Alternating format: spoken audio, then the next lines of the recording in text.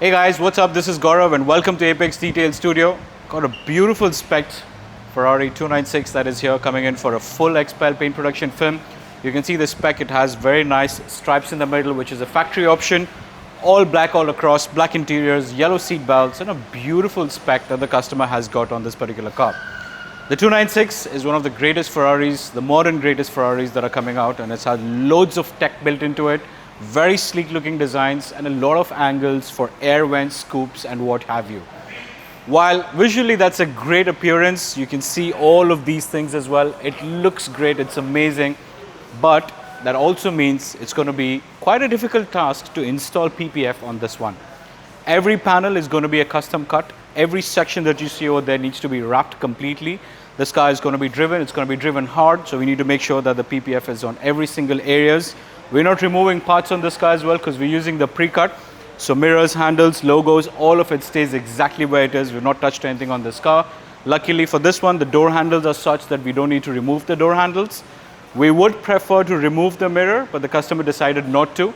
And at Apex Detail Studio, we can cater to your needs. If you want a full pre-cut or if you want a custom pre-cut and hand cut, we can do that as well.